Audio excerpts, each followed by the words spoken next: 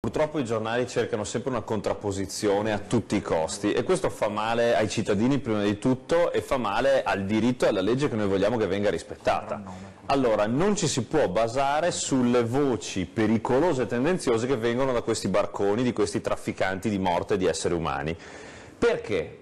Se veramente è accaduto quanto abbiamo sentito dire, ovvero che ci sono state delle minacce, delle parole importanti, addirittura degli atti offensivi verso i comandanti delle navi, ma signori, ma non c'è neanche da pensarci un secondo, quella gente va buttata in galera, anzi sarebbe meglio da rimandarla direttamente indietro senza dovergli pagare nemmeno noi la galera. E quindi su questo penso che non ci sia nulla neanche da dover discutere, di cui parlare, tanto più che giustamente, secondo me, il governo dice che queste persone vanno riconosciute, quindi immediatamente schedate, capite da dove arrivano, capite perché stanno arrivando qua, se sono profughi o se sono dei migranti economici e quindi non avendo diritto di poter rimanere sul nostro territorio, e se hanno fatto dei reati che sono reati di diritto internazionale, perché minacce gravissime a questi comandanti, vanno prese e sanzionate per quello che fanno. Il luogo più opportuno sicuramente è o a bordo della nave o a ridosso di questo sbarco. Poi, il tecnicismo a bordo della nave, sul molo, 20 metri dal molo, di qua,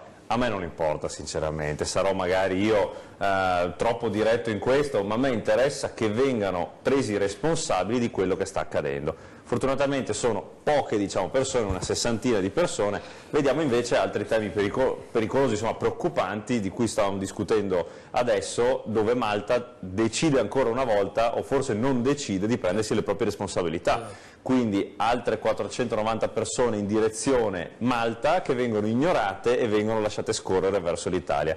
Quindi Malta assolutamente non ottempera quello che è il suo dovere. A me sembra che qua purtroppo si vada oltre quelli che sono, si cerca a tutti i costi di andare verso la politica, verso la faziosità, verso le tifoserie. Qua si tratta solamente di far rispettare la legge internazionale che tutti gli Stati, per essere riconosciuti e per stare all'interno, per esempio la Comunità Europea, devono riconoscere e devono temperare. Cioè, ricordiamoci che noi, pagando 20 miliardi quasi di euro all'anno di tasse e di contributi alla Comunità Europea, è doveroso che riceviamo supporto e che vengono fatte, e che la Comunità Europea faccia rispettare queste regole a tutti i paesi. Tanto più in una situazione del genere dove finalmente, dopo anni, abbiamo un governo che si fa rispettare. Abbiamo visto il primo ministro Conte che è riuscito subito a riportare al centro l'Italia della discussione, con la Merkel che colpevolmente, dopo anni e anni di ritardo, però ha ammesso che l'Italia è stata lasciata da sola.